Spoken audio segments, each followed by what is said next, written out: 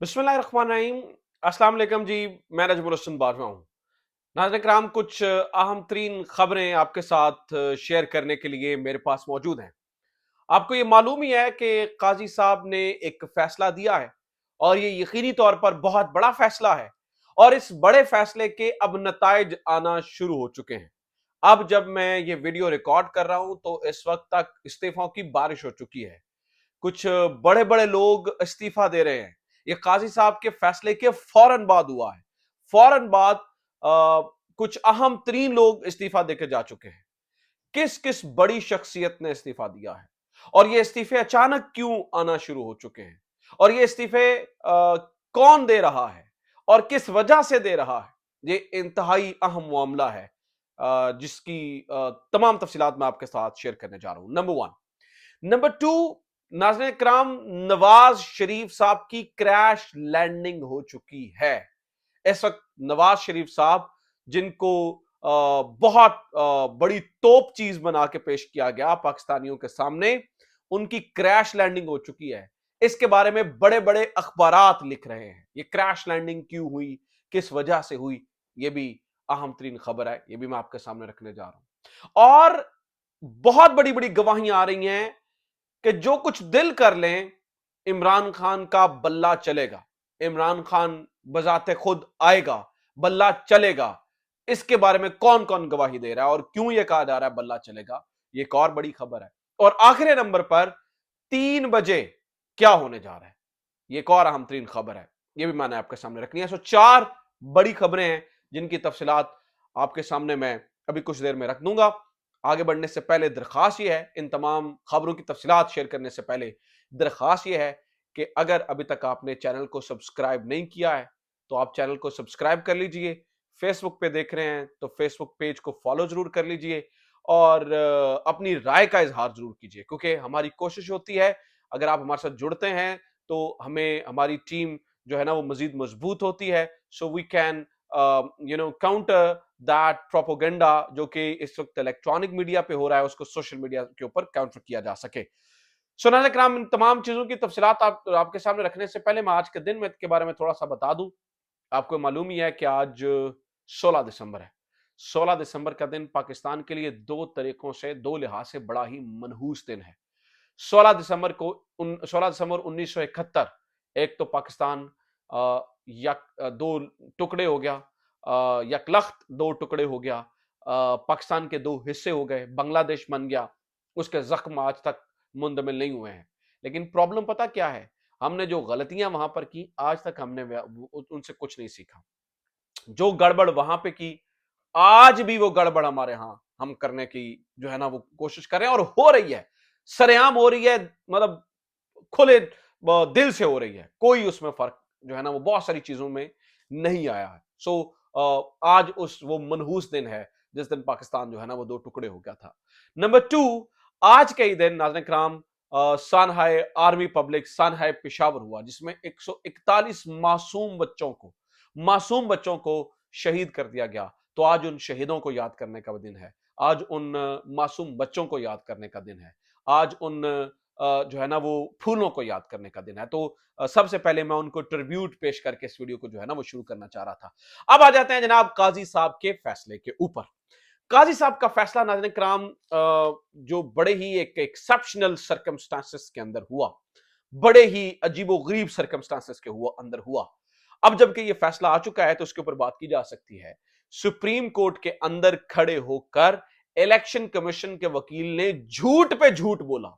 नाज़रीन कराम, झूठ पे ये जो फैसला आया, ठीक है, शेर की मर्जी वो अंडे दे या बच्चे दे, लेकिन झूठ पे झूठ इलेक्शन कमीशन का वकील बोलता रहा। काला कोट पहनकर इलेक्शन कमीशन का वकील झूठ पे झूठ बोलता रहा। जैसे कि इलेक्शन कमीशन के वकील ने कहा कि पिछली हुकूमत के तमाम जो लोग हैं, यानी कि जो डिप्टी कमिश्नर्स हैं, उनको तब्दील कर दिया गया है। हालांकि जिस जगह पे खड़े होकर वो ये बोल रहे थे, यानी कि इस्लामाबाद के अंदर, उस इस्लामाबाद का डिप्टी कमिश्नर इलेक्शन कमीशन के कहने के बावजूद, उस इस्लामाबाद का आईजी इलेक्शन कमीशन के बावजूद बार बार कहने के ऊपर तब्दील नहीं हुआ और ये इस्लामाबाद को पता है। यानी कि उस शख्स के ऊपर कंटेम्प्ट का नोटिस जारी हुआ इस्लामाबाद हाई कोर्ट ने कंटेम्प्ट का नोटिस दिया क्योंकि बार बार तहरीक इंसाफ के रहनुमा को पकड़ा जाता था, दोबारा मुकदमे कर दिए जाते थे, कोर्ट छोड़ने का ऑर्डर देती थी, दोबारा 3 MPO के तहत गिरफ्तार कर लिया जाता था। तो उस शख्स के ऊपर कंटेम्प्ट का नोटिस हो चुका है कोर्ट से, और ऐसे शख्स के बारे में नाज़रीन किराम, ऐसे शख्स को अब आप खुद सोचिए कि अगर आरओ या डीआरओ की जो जिम्मेदारियां हैं वो दी जा रही हैं, तो क्या वो न्यूट्रल होगा? क्या वो तहरीक इंसाफ के लिए अब फरिश्ता बन जाएगा? नहीं, ऐसा नहीं मुमकिन हो सकता है। तो ये झूठ बोला गया, number one. Number two, court के अंदर ये बताया गया जी जुडिशियल अफसरान जो है ना वो नहीं आ सकते हैं इंतखाबी अमले के लिए, ये भी झूठ बोला गया। 4 महीने तक नाज़रीन किराम, 4 महीने तक सांप बन के बैठा रहा इलेक्शन कमीशन उस ऑर्डर के ऊपर जो कि लाहौर हाई कोर्ट ने जारी किया। लाहौर हाई कोर्ट ने ये तो कहीं भी नहीं कहा था कि हम आपको अमला नहीं दे सकते हैं, उन्होंने कहा था इसके लिए जरूरी है कि आप इलेक्शन शेड्यूल दीजिए। Once you announce the election schedule, तो आप इलेक्शन शेड्यूल का ऐलान करके आ जाइए, उसके बाद नई रिक्वेस्ट कीजिए, तो हम आपको आपके सामने जो है वो इसको भी को भी दे देंगे। अब नाज़रीन किराम यानी कि इसके इसके ऊपर फैसला कर देंगे। अब काजी साहब ने ये फैसला किया और इसके ऊपर मोहर तस्दीक सब्त कर दी कि यही जो जो एग्जीक्यूटिव्स हैं, जो कि ब्यूरोक्रेसी के लोग हैं, वही इलेक्शंस करवाएंगे। और अब जो है ना वो इस इलेक्शन शेड्यूल का भी ऐलान कर दिया गया है। इसके ऑब्वियसली दूरअसर असरात जो है वो नताइज निकलेंगे, दूरअसर असरात मुरतब होंगे। लेकिन इससे अब ये फैसला चूंकि हो गया है, इसके बाद इस्तीफे भी आए हैं। वो इस्तीफे क्यों आए हैं वो भी जानने से पहले नाज़रीन किराम एक दफा इलेक्शन शेड्यूल के बारे में सुन लीजिए, क्योंकि ये भी बहुत बड़ी खबर है। आम हालात में आम दिनों में तो ये बहुत बड़ी खबर नहीं होती है, लेकिन इलेक्शन शेड्यूल इस हालात के अंदर जारी हो जाना वाकई एक बड़ी खबर है। तो इलेक्शन शेड्यूल में 10 पॉइंट्स दिए गए हैं। Public notice to be issued by the returning officer on 19/12/2023, 19/12/2023 को ये इशू होगा। Dates of filing of nomination papers will be the returning officer by the candidates, ये 20/12/2023 से लेकर 2 दिन होंगे, 22/12/2023 तक ये हो सकेगा। इसके अलावा publication of the name of the nominated candidates, ये 23 दिसंबर को हो जाएगा। Last date for the scrutiny of nomination paper by returning officer, ये 24/12 से लेकर 30/12 तक हो जाएगा। और इसी तरह से आखिरी जो पोलिंग डे है उसका दिन 8 फरवरी रखा गया है। 13/1/2024 ये allotment of the election symbols to the contesting candidates, ये जो है ना वो अलॉट कर दिए जाएंगे। और उसके बाद 8 फरवरी 2024 को जो है ना वो इलेक्शंस इनेकाद कर दिया जाएगा। अब ये फैसला आ चुका है। अब नाज़रीन किराम, अब आपको मजे की बात बताऊं, इस किस्म का कोई भी फैसला कोई भी शायद एक्सपेक्ट नहीं कर रहा था। वजह ये थी कि बहुत सारे लोगों को ये गारंटियां दी गई थी कि आप इस सेटअप में लंबे अरसे के लिए हैं, आप इस सेटअप से कहीं नहीं जा रहे हैं, ये सेटअप लंबे अरसे के लिए आया है। जो ही उनको ये महसूस हुआ कि ये सेटअप तो जा रहा है, तो इस वक्त जब मैं ये वीडियो रिकॉर्ड कर रहा हूं तो 3 बड़े इस्तीफे आ चुके हैं, 3 बड़े इस्तीफे, जिनमें वजीर दाखिला सरफराज भुगटी साहब नंबर 1, ये सबसे ऊपर हैं। जमाल रईसानी, ये इनके वालिद चूंकि शहीद हुए थे, ये भी वजीर खेल थे निगरान हुकूमत के अंदर, इनका इस्तीफा आ चुका है। और इसके अलावा मुशीर बराए mines and minerals Umair Mohammad Hasni sahab, इनका इस्तीफा भी आ चुका है। तो ये 3 बड़े इस्तीफे आ चुके हैं। वैसे आप हैरान होंगे इस चीज को जानकर कि अगर आपने इलेक्शन ही लड़ना था तो आप निगरान हुकूमत में क्यों आए। यानी ये कितनी अफसोसनाक बात है कि इलेक्शन शेड्यूल जारी हुआ, इलेक्शन शेड्यूल जारी होने के बाद आपने इस्तीफा दिया इलेक्शन लड़ने के लिए, और उससे पहले आप निगरान हुकूमत के अंदर थे। यानी कि निगरान हुकूमत का कॉन्सेप्ट ही इन्होंने खत्म कर दिया। अब निगरान हुकूमत के अंदर नाज़रीन आर्टिकल 224 के ये मुमानत करता है। आर्टिकल 224 को किसी ने पढ़ा ही नहीं, किसी ने इस बारे में जो है ना वो बॉदर ही नहीं किया कि हम आर्टिकल 224 को पढ़ लें कि भाई वो मना करता है कि आप इलेक्शन जो है वो नहीं लड़ सकते हैं। मिसाल है आर्टिकल 224 के बारे में आपको बता दूं वो क्या कहता है। वो कहता है article 2241B, members of the caretaker cabinet including the caretaker prime minister and the caretaker chief minister and their immediate family members shall not be eligible to contest the immediately following the elections to such assemblies. Explanation: in this clause, immediate family members means spouse and children. तो ये elections नहीं लड़ सकते, लेकिन इस चीज को किसी ने देखा। और नाज़रीन किराम, यही वो लोग जो पहले निगरान हुकूमत में बैठे रहे, ये अचानक इस्तीफे देकर जो है ना वो जाना शुरू हो चुके हैं। और अभी इलेक्शन शेड्यूल जारी हो चुका है, नहीं तो अभी और कई नमूने सामने आ सकते हैं जो कि इस्तीफा देके कहें जी हम तो इलेक्शन लड़ने के लिए, यानी कि पहले आप निगरान हुकूमत के तौर पर बैठे रहे, बाद में आप इलेक्शन लड़ने। ये सिर्फ पाकिस्तान के अंदर होता है और कहीं नहीं होता है। अब जनाबे वाला ये सुन लीजिए कि इमरान खान का बल्ला कैसे चलेगा और नवाज शरीफ की क्रैश लैंडिंग कैसे हुई है, ये इंपॉर्टेंट है। नवाज शरीफ की क्रैश लैंडिंग के बारे में तो बीबीसी ने पूरा एक आर्टिकल लिखा है और इस आर्टिकल में बताया गया है, पूरा प्रॉपर तफसील से लिखा गया है कि नवाज शरीफ को अब भी इत्तेहाद की जरूरत क्यों पेश आई। तो उसके अंदर बड़े वाजे तौर पर मुख्तलिफ आर्गूमेंट से यह दलील दी गई है कि जो सोचा जा रहा था कि नवाज शरीफ साहब जब वापस आएंगे तो पाकिस्तान मुस्लिम लीग नून का जो पॉपुलर वोट है वो काम करना शुरू हो जाएगा, वो बाहर निकल आएगा, अचानक सारी चीजें तब्दील हो जाएंगी, पाकिस्तान मुस्लिम लीग नून के हक में फजा बन जाएगी, हवा बन जाएगी। तो वो नहीं हो सका है, वो नहीं हो सका है। हर तरफ इमरान खान ही इमरान खान है, हर तरफ इमरान खान का बल्ला चल रहा है। तो इसलिए नवाज शरीफ साहब को अब मुख्तलिफ लोगों की जरूरत है।